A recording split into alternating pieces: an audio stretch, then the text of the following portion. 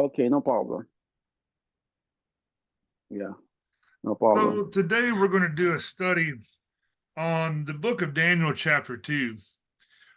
Western minds, like the descendants from Europeans, United States, similar areas like that, we tend to think of things in a linear fashion.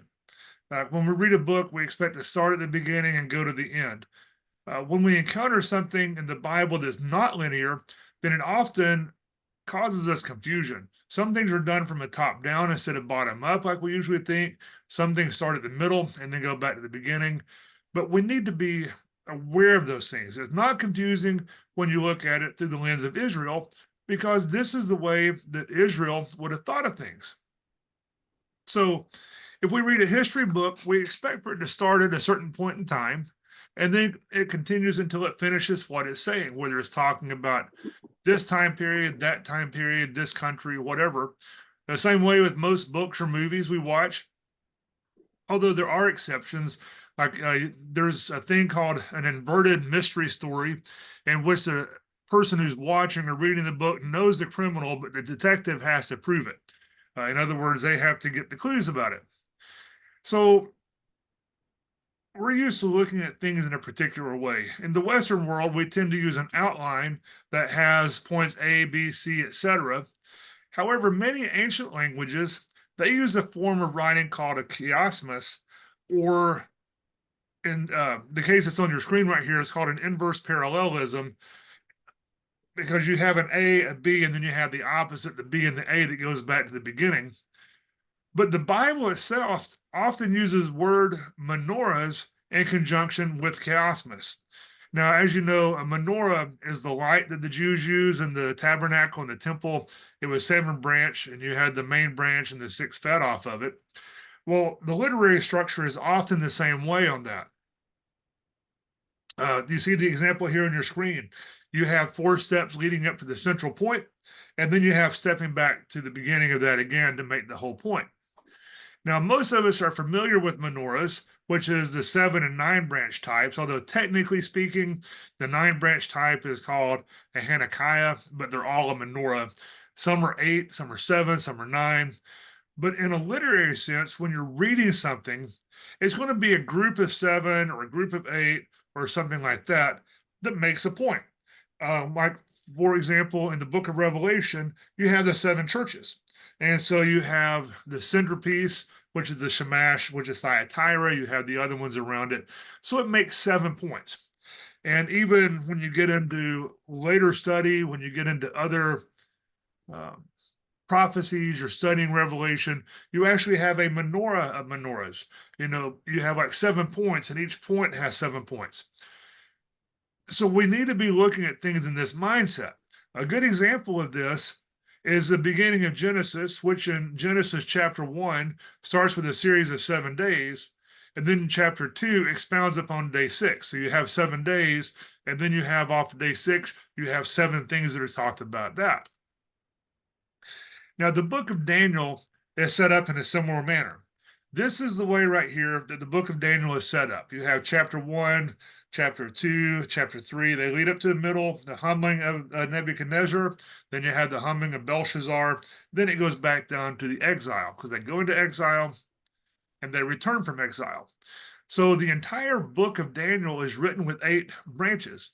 And within each branch, there are other branches. Now, we're not going to go into this very deeply here, but this is something to think about and to meditate upon. Don't just think about the one point, think about the whole picture that it gives you. In Daniel chapter 1, it gives us the overall history. And then in chapter 2 goes into more detail. And chapter 2 is where we're going to be concentrating today. Now, most of the Bible deals with history and prophecy through the lens of Israel. They look at it from the perspective that Israel would. But there are a few exceptions to that that are important. For example, Daniel starts out in Hebrew, and then it switches to the Gentile language, which is Aramaic, which is dealing with Gentile history and prophecy, and then switches back to Hebrew. So chapters 2 and chapter 7 specifically deal with Gentile prophecy. And in fact, part of this was written by Nebuchadnezzar himself, not Daniel. Nebuchadnezzar wrote part of the book of Daniel and wrote it in Aramaic. And as far as I know, he is the only non-Jew to write anything in the Bible. There are others like Luke who became a Jewish proselyte, so he wasn't born a Jew, but he became a Jew. Nebuchadnezzar was a Gentile and wrote part of the book of Daniel. Now, a little bit of history about Nebuchadnezzar. He was a good general, and he took a lot of territory for his father. His father was the king, and Nebuchadnezzar was a general, and he went out conquering and took a lot of land. His family was from the area that we call Kuwait today. Just to give some perspective on where the roots of all of these problems lie. The roots of the problems we have in the world, and specifically Israel, they all come from the same general vicinity. Now, after Nebuchadnezzar defeated Pharaoh Necho, which firmly established Babylon as the only world superpower at the time, he came by Jerusalem on the way home and he laid siege to it. While he was there, he got word that his father died, which made him king of the world. And so he set up what's called a vassal king. He left a king in Israel that would do what he wanted him to do. He took some hostages with him. He took some artifacts from the temple, and then he went home. Now, taking the hostages with him is what split Israel. Part of them stayed in Israel, part went to Babylon. That's why the book of Ezekiel was written in Babylon by Ezekiel, and Jeremiah wrote from Jerusalem. Now, the hostages that he took, some of those hostages were Daniel and his three buddies that we know later on in the fiery furnace. So in the book of Daniel, the first 6 chapters, they surround Daniel's life in Babylon. It talks about what was going on there, how he got set up, how he became important. And then the second 6 chapters tell us of the visions that he had. So chapter 1 gives us an overview of events and how the righteous Jews dealt with the adversity through faith. Now, Israel as a nation, they were unrighteous, they were unfaithful, but there were righteous Jews who had to suffer because of the behavior of the others, and it shows how they dealt with that adversity. So here in Daniel chapter 2, we're going to begin in verse 1, that in the second year of Nebuchadnezzar's reign, Nebuchadnezzar dreamed such dreams that his spirit was troubled and his sleep left him. So the king commanded that the magicians, the enchanters, the sorcerers, and the Chaldeans be summoned to tell the king his dreams. So this is right after Nebuchadnezzar took the reign. He was still fairly young here. This is the second year of his reign. And we are led in through hints in the scriptures that he did not quite trust those who surrounded him in the palace. He treats them as charlatans and fakers, not as who they say they are. And he gives them a test. He tells them that he has had a dream repeatedly, but he's forgotten it. And so he summoned all of his magicians and Chaldeans and astrologers and assistants. The word magician here is from magi, like the magi that showed up at the birth of Jesus. But the word itself has to do with stylus or pen. By association, it means they were scholars. So these magicians, they weren't like hocus pocus, wave a magic wand. They were scholars. They were very smart. However, the titles themselves, it's important to remember that they are generic words and they can apply to many different groups. And several of those are involved in the occult, and they're occult scholars. They are worshiping the dead. They're worshiping false gods. Some of them were worshiping the true God. So when you see the magi, don't always assume they're good. Don't always assume they're bad. They probably had some necromancers thrown in there because the worship of the ancestors of the dead was very prominent in that area at the time. And it involved demons, but it's the false religions, they weren't false in the sense as they were imaginary. It's just they were worshiping the wrong gods. They were worshiping demonic gods. But Nebuchadnezzar here, he gathers his whole staff around. He doesn't trust them. He gathers the whole staff around. And then in verse 2, the second part through 3, when they came in and stood before the king, he said to them, I have had such a dream that my spirit is troubled by the desire to understand it. So up until this point, the book of Daniel is written in Hebrew. Then from the next verse after this until the end of chapter 7, it's in Aramaic, which is the Gentile language. So the visions in chapter 2 and chapter 7, they're both related to the Gentiles, because the visions and the prophecies are going to be fulfilled based upon the group to whom they're given. In this case, these prophecies have to do with the Gentiles. Verse 4, the Chaldeans said to the king, O king, live forever. Tell your servants the dream and we will reveal the interpretation. They said, tell us your dream. Anybody can interpret a dream if you tell them what it was. Doesn't mean it'll be an accurate interpretation. But if you tell me your dream, I can tell you something that it means. But he wants them to tell him what the dream was. If you're really who you say you are, you'll be able to tell me what the dream was and what it means. There was a man called the Amazing Randy. He was, I think he was American. He may have been British. I don't remember. But he went around exposing fakers and charlatans. He pointed out the absurdity of modern astrology, that your future depends upon where a planet is or where a star is or something like that. Astrology is legitimate, but the way God gave it was so that you would know the signs of the future, not so that you could predict the future. But what the Amazing Randy did was he went to a college class. It was a class on astrology, which is beyond me why a college is teaching a class on astrology. But he was posing as an astrologer. I don't know how he got his way in there, but he got in there as an astrologer. And he gathered some basic information about every student. And he said, I'll be back tomorrow with a detailed and personalized horoscope for each one of you. So he went back, he handed them out, and he said, how accurate were they? Every single student said that he was exactly right. This is amazing. This is the right class for me. So then he said, take the one I gave to you and hand it to the student behind you to share it. Every single person was given the exact same thing. Not a single one was different. But in their minds, they said, oh, this is amazing. This is true. This is great. It's fakery. A charlatan, a faker, can make you believe anything if you let them. So what Nebuchadnezzar was doing here was he was putting them to a real test because he did not trust them. They said, tell us your dream. So verse 5 and 6, the king answered the Chaldeans, said, it's gone from me. This is a public decree. If you don't tell me both the dream and its interpretation, then you're going to be torn limb from limb, and your houses shall be laid in ruins. And this expression, laid in ruins, here is literally turned into a dunghill. They're going to turn their house into a latrine. But if you do tell me the dream and its interpretation, then you shall receive from me gifts and rewards and great honor. Therefore, tell me the dream and its interpretation.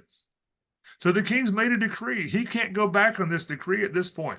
It's gone from me. I made the decree. Now you got to do this or else. Now, some commentators that I've read, they think that he's telling the truth and he doesn't remember the dream.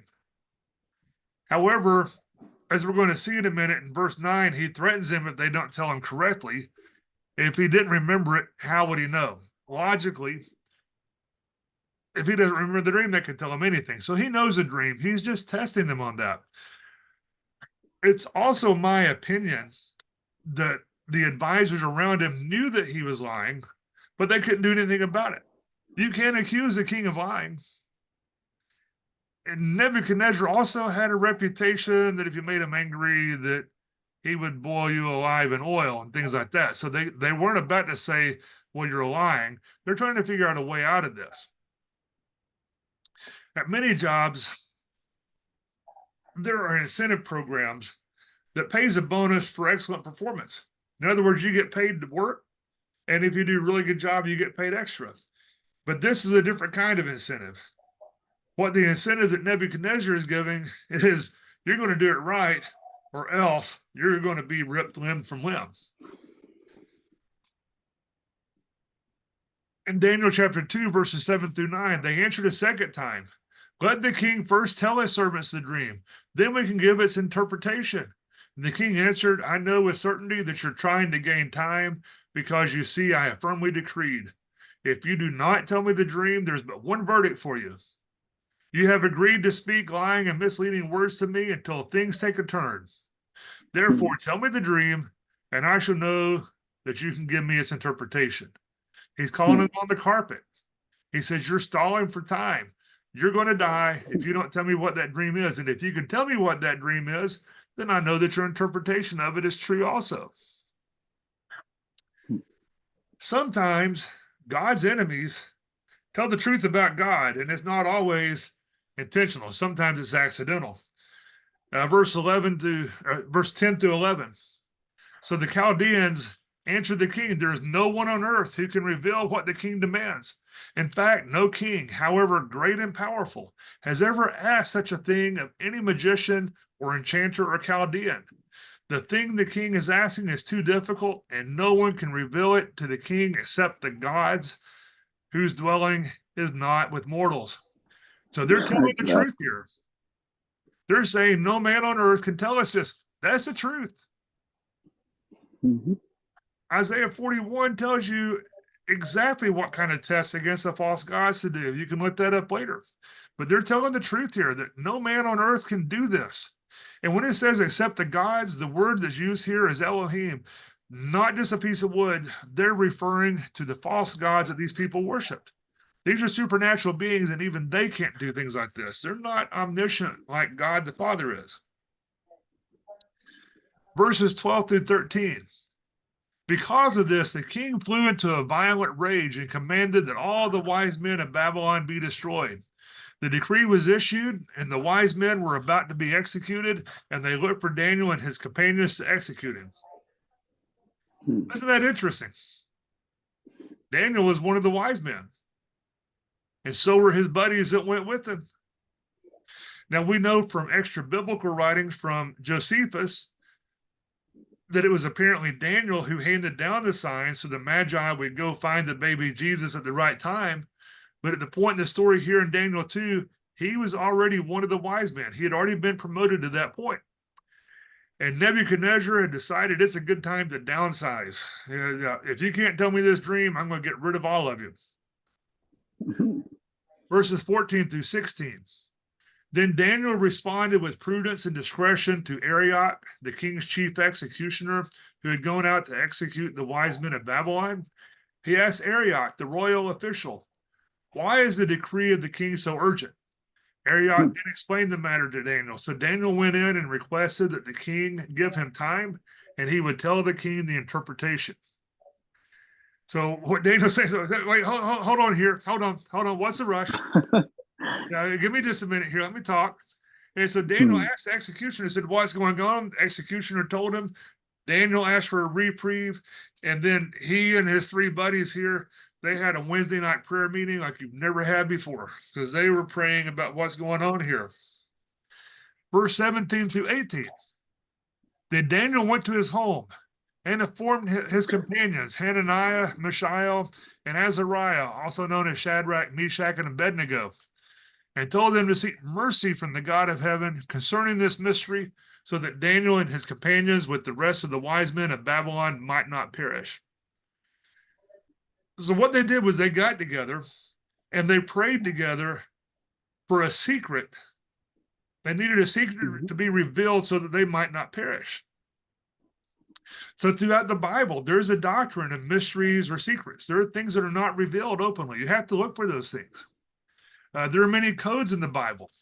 Some codes are to conceal something, and some are to reveal something. For example, we might have a password. You have to have a password to log into your phone or to your computer. You and I might have a password so that we're going to have a secret meeting. And if you know the secret word, then I know that you're who I'm supposed to be meeting. Well, that's what they're looking for. They're looking for a secret. So God, through the Holy Spirit, is the only legitimate revealer of mysteries. If you look everywhere, or if you look elsewhere, you could be in grave danger. But when you're given an insight like this, it is a very uplifting experience. For example, I have a notebook and I write things down that I don't understand. If I'm studying the Bible and I come to a verse that I don't understand, I write it down. And sometimes I might overhear a conversation somewhere that triggers something that makes me look somewhere and I find an answer. Or I might be studying something completely unrelated and one thing leads to another and all of a sudden insight. And I've had things in this book sometimes for years before I had an answer to it. But that's what we need to do. We need to pray. We need to look. We need to study. Verse 19. Then the mystery was revealed to Daniel in a vision of the night, and Daniel blessed the God of heaven. Daniel said, "Blessed be the name of God from age to age, for wisdom and power are his. He changes times and seasons. He deposes kings and sets up kings. He gives wisdom to the wise and knowledge to those who have understanding.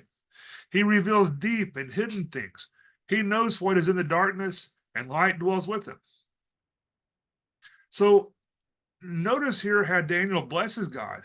He doesn't use him as a vending machine for wishes. He doesn't just say, "God, make me rich," or "God, give me this." He blesses God.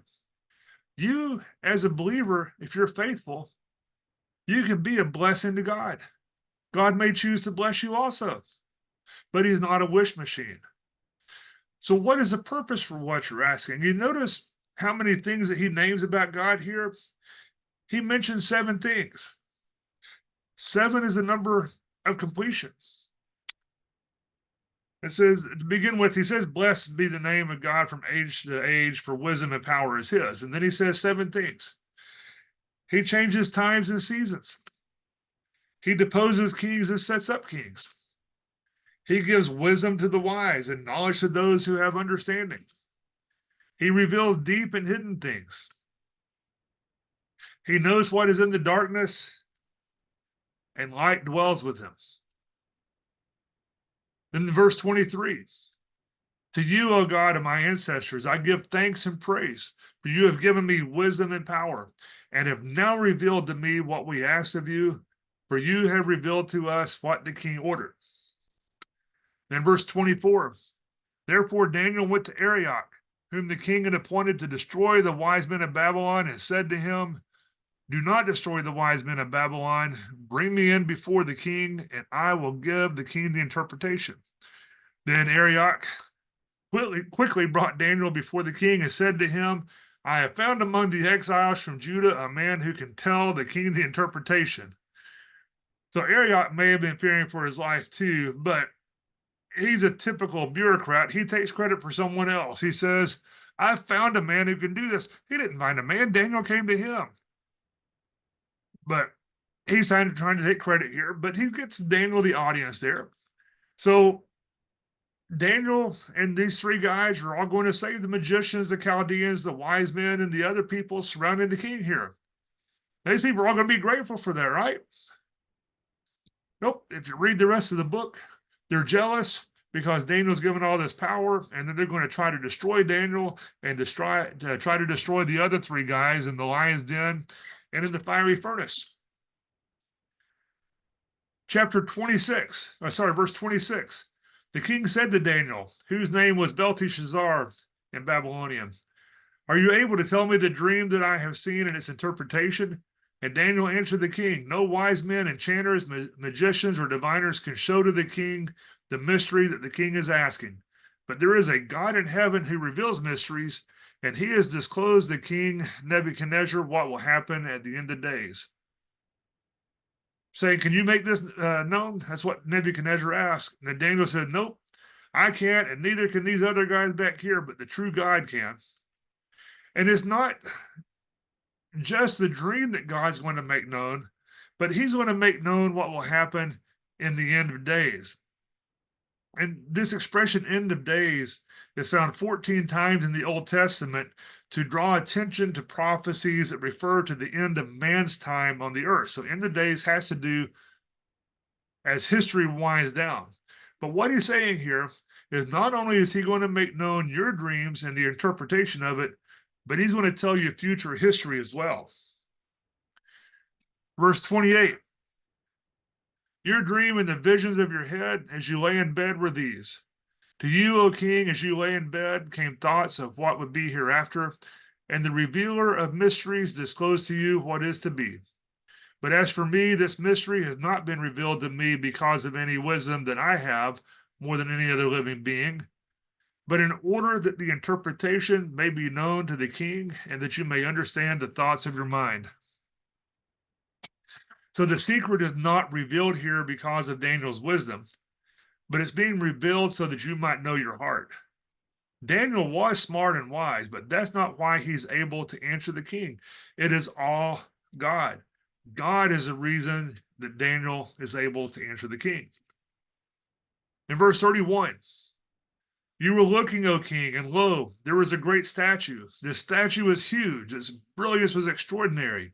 It was standing before you, and its appearance was frightening. The head of that statue was of fine gold, its chest and arms of silver, its middle and thighs of bronze, its legs of iron, and its feet partly of iron and partly of clay. So this was a great image that leads to awe. The metals have a sequence by density and strength, which, how did they know that? Because God told them. It's also in the sequence by value, but that value is man-made and that value is not God's.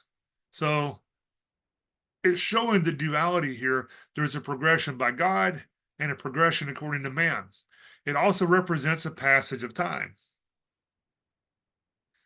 Then verse 34, as you looked on, a stone was cut out, not by human hands, and it struck the statue on its feet of iron and clay and broke them in pieces. Then the iron, the clay, the bronze, the silver, and the gold were all broken in pieces and became like the chaff of the summer threshing floor.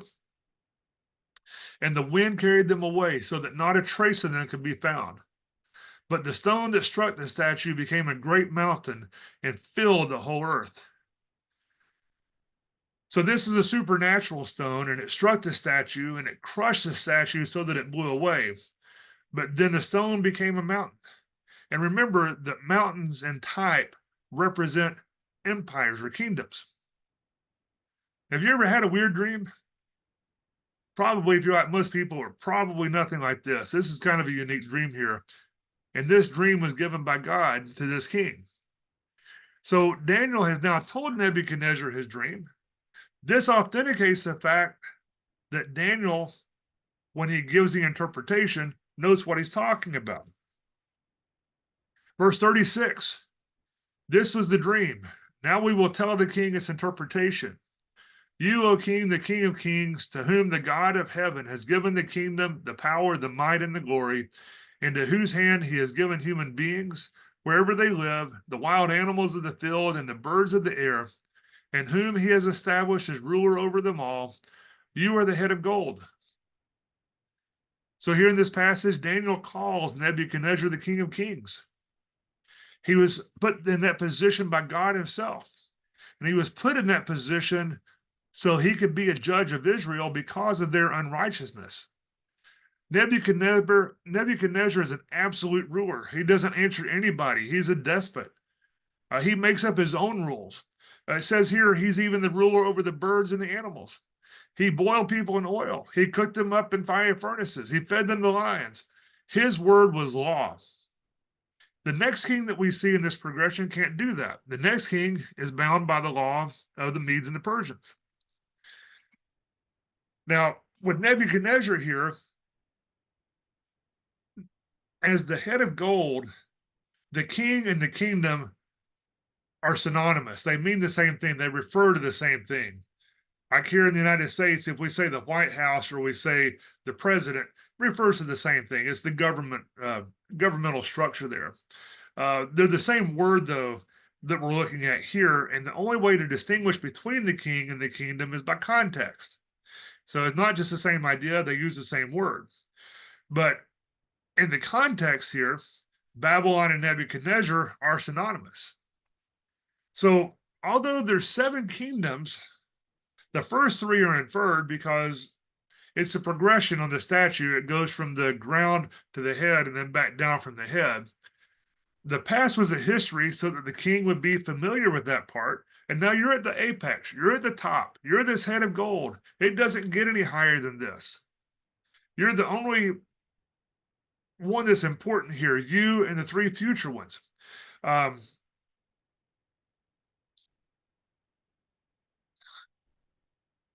So these 4 future kingdoms that are being spoken of here, they're parallel to the 4 beasts in chapter 7 that we're obviously not going to look at tonight, but in the future. So you have the progression, you have the 3 in the past, the 1 in the present, and 3 more in the future. Then in verse 39, after you shall arise another kingdom inferior to yours, and yet a 3rd kingdom of bronze, which shall rule over the whole earth. So it says the next kingdom is inferior. The rule of the king is weakened. And then the next one after that, the one of bronze, is the belly, which refers to the drunkenness of Alexander and the luxuries of the Ptolemies. Verse 40. And then there shall be a fourth kingdom, strong as iron. Just as iron crushes and smashes everything, it shall crush and shatter all these previous kingdoms here. So in this vision, Babylon is the head. In 539 BC, Cyrus the Persian conquered Babylon. And he did that. He dammed up the Euphrates River, lowered the water in the moat so that his men could just walk in and take the city without even fighting. The Persians didn't even have to fight to take Babylon. And the Persian Empire lasted about 2 centuries. And then came along this young kid, Alexander the Great. He conquered the entire known world by the time that he was 29 years old. And then he wept because he had nothing left to conquer. Now, you can make a good argument that from the information that's given in the Bible, God tells us that Greek is going to be the language that the Bible is preserved in for the future, and it has been. Now, in these empires that we're looking at, none of the conquerors destroyed the lands that they conquered. They wanted to take the land for themselves. You don't destroy something that you want for yourself. But they took the best, and then they kept them. So Nebuchadnezzar took the brightest young men, and he took some of the stuff from the temple, and he left them alone, and then he had to wipe them out later because they forced his hand when they went in a revolt, but he didn't go in to destroy them in the first place. Alexander conquered lands by simply having a reputation for his men being fierce fighters, and then he gave tax cuts. So he go up to land, and the people were saying, okay, these guys are going to kill us if we fight, and if we don't fight, they're going to make us pay less taxes. So they just welcome them in. It's also interesting to note that Alexander had a vision of uniting all these nations with a common language, which became Koine Greek. But Cyrus, who was the Persian, he was a peacemaker. He didn't want to fight. He wanted to make peace. He wanted things to be easy for everybody. But he would go in and he would honor the gods of those that he conquered. And he's the one who let the Jews go back home. And then the Romans conquered the Greeks. That's going to be the fourth kingdom here. The Romans took pride in destruction. Their history boasts of destroying temples and crushing enemies and leaving nothing. And then after this, there's a little bit of a gap in time before verse 41. And this is not the only place in the Bible in which there are gaps of time in between verses. When Jesus quotes Isaiah 61, he leaves a gap of time between 2 words. In Daniel 9:26, there's a gap of a few thousand years between the 69th and the 70th week, which is the time period that we are right now. But in verse 41, as you saw the feet and toes partly of potter's clay and partly of iron, it shall be a divided kingdom. But some of the strength of iron shall be in it, as you saw the iron mixed with the clay. As the toes of the feet were part iron and part clay, so the kingdom shall be partly strong and partly brittle. As you saw the iron mixed with clay, so will they mix with one another in marriage. It literally says, they shall mingle themselves with the seed of men. And this is one of those verses that makes people uncomfortable, so they often change it to something that's less controversial, or they skip straight over it. But then it says, but they will not hold together, just as iron does not mix with clay. So in the statue here, the feet and toes are a continuation of the legs. You're down to the legs, and the feet aren't separate from that. So they're not a different empire, but they're part clay and they're part iron. They're divided. They have the strength of iron, but they're partly broken. Iron and clay don't stick together very well. If you take a look at world history, you can see what this represents. So Babylon was conquered by the Persians. The Persians were conquered by the Greeks. The Romans conquered the Greeks. Who conquered the Romans? Nobody conquered the Romans. The Roman Empire simply broke into 2 independent pieces, and both of these sections tried to, they tried to return to glory through their descendant nations. Napoleon, Bismarck, Hitler, they all tried to return to the great glory of the Roman Empire. The western part of the Roman Empire fell in 426 AD. But the eastern leg lasted another 1,000 years after that. So the Roman Empire lasted a long time. Um, and if you look at history, people say that it's a great thing that Constantine made Christianity the official state religion. May not have been such a great thing in the grand scheme of things. He did that in order to control the people. Uh, he would prefer to weaken the people of God than to feed them to the lions. And so he stripped out the Bible based ideas and he inserted pagan ideas such as Christmas being celebrated on the birthday of the sun god. This created a wider rift between Christians and Jews. The Christians and Jews should have been allies, but this created a division.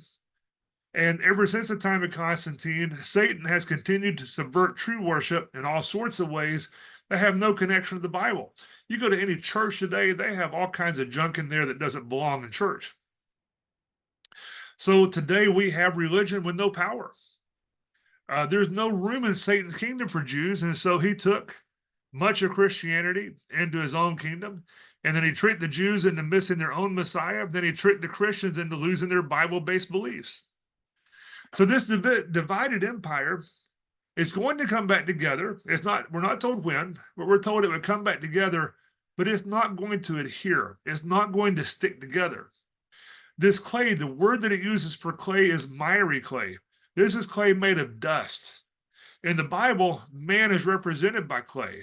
And we've all heard the song, "Thou art the potter, I am the clay. Mold me and make me." But this idiom as clay has been used for thousands of years from Isaiah to Paul and has always meant the same thing. Dust represents death. The Nephilim are the earthborn. Clay is earth. And the serpent was told that he would eat dust. But historically, Rome broke into pieces. That's what this is talking about in this prophecy of Daniel.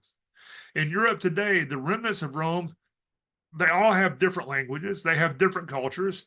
Many of them hate each other. They go to war with each other, but they're determined to stick together. So this revived Roman Empire is going to be composed of 10 nations, and it is Babylon revived. Now, I've always assumed that it's a spiritual Babylon because of all the Babylonian paganism that's incorporated into the Roman Catholic Church. However, with all the Muslims that are moving into there, it may become a literal Babylon again. But the days that this is talking about is going to be interrupted, and these pieces will be destroyed, and the God of heaven will set up a kingdom that will not be destroyed. In verse 44, and in the days of those kings, the God of heaven will set up a kingdom that shall never be destroyed, nor shall this kingdom be left to another people. It shall crush all these kingdoms and bring them to an end, and it shall stand forever, just as you saw that a stone was cut from the mountain, not by hands, and that it crushed the iron, the bronze, the clay, the silver, and the gold. The great God has informed the king what shall be hereafter. This dream is certain, and its interpretation is trustworthy. So the supernatural stone is going to break it all into pieces. This is all part of what will come hereafter. This dream is certain. God gave the interpretation of this dream directly. And if you look at all the references to stones in the Bible, unless they're literal physical stones, they always point to Jesus. A mountain represents a kingdom. So this is talking about the coming kingdom of Christ. Then verse 46. Then King Nebuchadnezzar fell on his face. He worshipped Daniel and commanded that a grain offering and incense be offered to him. The king said to Daniel, "Truly, your God is a God of gods and Lord of kings and a revealer of mysteries, for you have been able to reveal this mystery." Then the king promoted Daniel, gave him many great gifts, and made him ruler over the whole province of Babylon and chief prefect over all the wise men of Babylon. Daniel made a request of the king, and he appointed Shadrach, Meshach, and Abednego over the affairs of the province of Babylon. But Daniel remained at the king's court. So after these events, Nebuchadnezzar admits that Daniel's God is the real God. This shows that anybody can repent. I mean, Nebuchadnezzar was the highest authority on earth, and he repented of his behavior. Daniel was promoted, which made him pretty unpopular with his co-workers. After this, the others in the court, they tried to destroy all four of these men. Yet God supernaturally protected all four of them. Now, after Nebuchadnezzar dies, we know through history that there are two co-regents who become bored with being rulers. Life is too easy. And Belshazzar throws a party while the Persians are attacking, which is when Daniel comes out of retirement to interpret handwriting on the wall. And at this point in time, Daniel was well into his 80s. Now, Daniel himself has visions later on. And in chapter 7, it's the same vision that Nebuchadnezzar had, but it's through the eyes of God instead of through the eyes of man. Nebuchadnezzar has seen a bright, shiny, beautiful thing, while God sees them as a series of beasts. So, in many ways, the visions in the book of Daniel are a mirror of the book of Revelation. Revelation focuses on the blessings and curses of God. For example, the marriage feast and the judgments. The marriage feast is a blessing, the judgments are the curses. While the book of Daniel focuses on the agenda of Satan. We need to be paying attention to what's in this book of Daniel here. All through history, Satan has promoted his own pride, which will someday end in his destruction after he challenges God himself for the right to rule. Pride brought down Solomon. Pride brought down King Saul. Satan is full of pride, and his promotion of his own pride is what's going to bring all this about. What the people are going to suffer for, and what Satan is going to be destroyed over. Each of these kingdoms grew powerful enough to confront God's people, at which point God would protect his people. And Satan's ways have always been to destroy or to subjugate. If you look through history, Abraham confronted Nimrod at the height of Nimrod's kingdom, which was the original Babylon, at which point it declined because Nimrod attacked God's people. When Babylon declined, Egypt rose to power but never recovered from the 10 plagues. And when Egypt declined, Assyria became the world superpower. But then they destroyed and exiled the 10 northern tribes to Nineveh and then tried to do the same to Judah. Hezekiah saved his people by repenting, at which point God killed 185,000 Assyrian soldiers in one night. After this point, Assyria never recovered. They lost what they had left to Babylon. Belshazzar defied God and slandered Israel and then fell to the Persians. And after Haman tried to destroy all the Jews, they fell to the Greeks. There's an example called 300. It depicted one of these battles in which the mighty Persian army, as mighty as it was, they couldn't even defeat 300 men, although the story's a little bit exaggerated on that.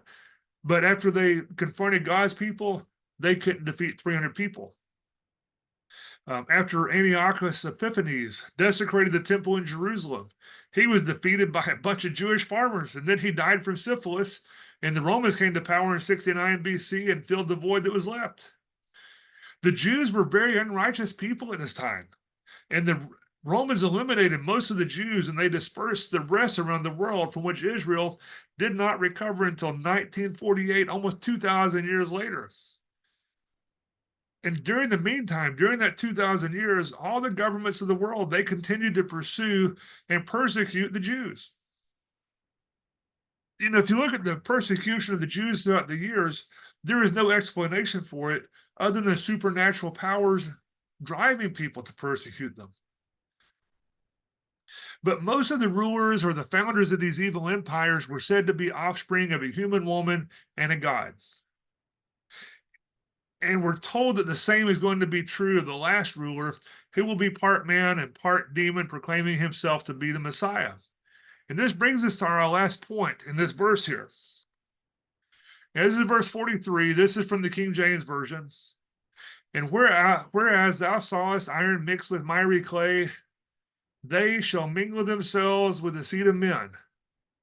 But they shall not cleave one to another, even as iron is not mixed with clay.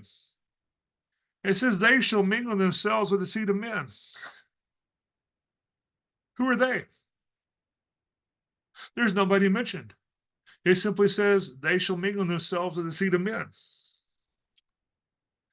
This ties back to Genesis chapter 6, verses 1 through 4. When people began to multiply on the face of the earth and daughters were born to them, the sons of God saw that they were fair, and they took wives for themselves of all that they chose. Then the Lord said, My spirit shall not abide in mortals forever, for they are flesh. Their days shall be 120 years. The Nephilim were on the earth in those days, and also afterward, when the sons of God went into the daughters of humans, who bore children to them. These were the heroes of old, the warriors of renown. So the Nephilim here were the offspring of fallen angels mingling with the daughters of men. They're the reason that God sent the flood to destroy the earth. But the Bible also tells us that they will return later. And the way that they returned is interesting because they didn't have a second incursion. Man invited them in. And this passage here in Daniel seems to imply that they're going to be involved in things of the end days. And it's very believable because the second time they showed up, man invited them in. And today in the news, we read of genetic experiments. They're going on today and they're combining different animals. For example, they combined jellyfish with sheep and they got glow-in-the-dark sheep. They put jellyfish DNA into trees, so they got trees that would go in the dark and they didn't need streetlights. And there are rumors going on coming from places like China where they are putting animal DNA into humans. But we all know as believers that not all is lost. And the purpose of the book of Daniel here is to give us encouragement in order that we may live by faith and we can persevere. Although Israel was exiled from the land of promise, they're told that they will be restored, and they have been since 1948. One day that's going to be followed by the coming kingdom of the heavens, the rule of the heavens over the earth. We can trust God, and we can persevere through persecution, and one day men who try to rule the world through demons and other dark powers, they're going to be humbled. You see these men in action around the world. They're persecuting and destroying liberty. They're trying to subvert any belief and worship of God. One day they're going to fail. And in this crazy mixed up world, you should have heart. You should know that you can trust God and that you can have the strength to live by faith. You must put your words and beliefs into action in order to be found acceptable at the judgment seat of Christ. If you want to be told, well done, thou good and faithful servant, you're going to have to live by faith. And these things should give you confidence that you can do that.